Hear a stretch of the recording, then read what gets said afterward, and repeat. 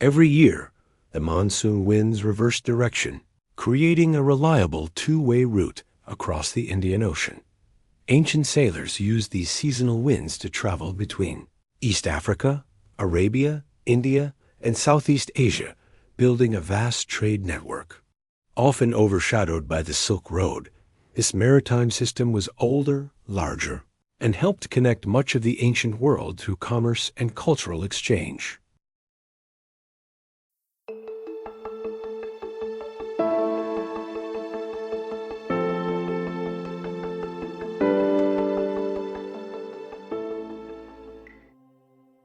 The critical moment came sometime in the 1st century BC, when a Greek or Egyptian sailor, ancient sources name him Hippalus, though his historicity is debated, is credited with the discovery that the monsoon winds could be used to sail directly across the open Indian Ocean, rather than hugging the coastline. Whether one man truly discovered this, or whether Indian and Arab sailors had known it for centuries, is unclear, but the effect was transformative. Sailing time from Egypt to India dropped dramatically. What had taken many months of coastal navigation could now be accomplished in weeks of open ocean sailing. Trade volumes exploded. The Roman historian Strabo, writing around the year 1 AD, noted that 120 ships per year were sailing from the Egyptian port of Myos Hormos to India alone. The Romans were addicted to Indian luxury goods, spices, cotton, precious stones, and above all pepper, and they paid for them in gold. Roman coins have been found in archaeological sites from southern India to Vietnam, tracing the reach of this network with physical precision. Around 60 AD, an unknown Greek-speaking merchant wrote one of the most remarkable documents to survive from the ancient world, the Periplus of the Erythraean Sea. It is essentially a sailor's guide to the Indian Ocean trade network, listing ports, distances, local rulers, customs regulations, and the best goods to buy and sell at each stop. The Periplus describes ports along the East African coast, including a place called Rabda, somewhere in modern Tanzania, trading posts in Arabia and along the Persian Gulf, the ports of western India and the Malabar coast, and routes extending toward Southeast Asia. It is the clearest single document proof that the Indian Ocean was, 2,000 years ago, a functioning, integrated commercial system, not a collection of isolated local trades. What the Periplus reveals above all is that this network had no center and no empire behind it. It was driven entirely by merchants, Arab, Indian, Greek, African, Malay, following profit across open water. Unlike the Silk Road, where Parthians and Sogdians dominated as intermediaries, the Indian Ocean network was more genuinely multilateral. Different peoples dominated different sections and different eras. Arab and Persian merchants controlled the western routes, from the Persian Gulf and Red Sea to the Malabar coast of India.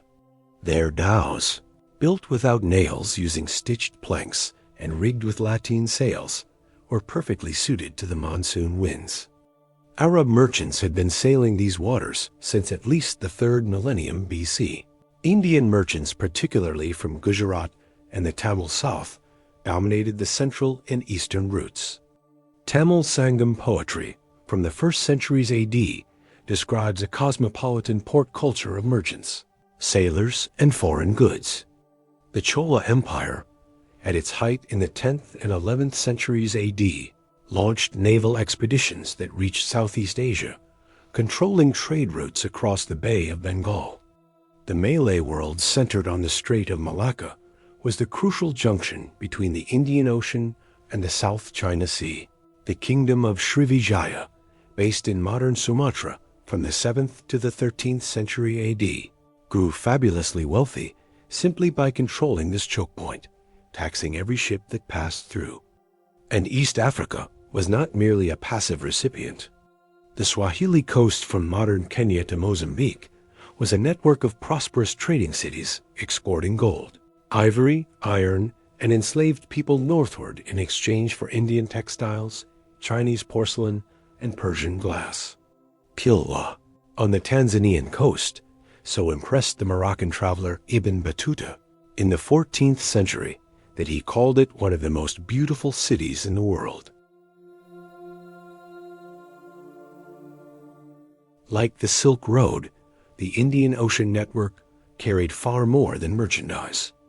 Islam spread along these trade routes faster and more peacefully than almost anywhere else, carried by Arab merchants into East Africa, India, and Southeast Asia without armies or conquest. By the 10th century AD, Muslim merchant communities existed from Zanzibar to Canton. Hinduism and Buddhism traveled the same routes eastward. The temples of Angkor Wat in Cambodia and Borobudur in Indonesia are testament to the cultural reach of Indian Ocean commerce. The number systems, astronomical knowledge, and literary traditions of India reached Southeast Asia through merchants, not missionaries. Food crops also made the crossing. Bananas, coconuts, and Asian rice reached East Africa via the Indian Ocean. Sorghum and millet traveled in the opposite direction. The agricultural revolution of the medieval Islamic world, which transformed the diet of the Middle East and Mediterranean, was partly fueled by crops that arrived via Indian Ocean trade routes. The Indian Ocean trade network was never destroyed, it was transformed. When Portuguese navigator Vasco da Gama rounded the Cape of Good Hope in 1498 and reached India, he didn't discover a new route. He inserted himself into an existing one. The Arab pilot who guided his final approach to Calicut, a man named Ibn Majid, already knew those waters better than any European ever would. What the Portuguese did was not open the Indian Ocean. They seized it with cannons, blockades, and force from the Arab and Indian merchants who had operated it peacefully for over 1,000 years. The Indian Ocean trade network connected 4 continents without a single empire controlling it. Driven by merchants and monsoon winds, it spread Islam, built thriving cities, and exchanged goods, ideas, and knowledge across vast distances. The Silk Road was the ancient world's overland internet. The Indian Ocean was its undersea cable larger, older, and often overlooked. And like the best infrastructure, most people only noticed its importance when it disappeared. But it never truly vanished.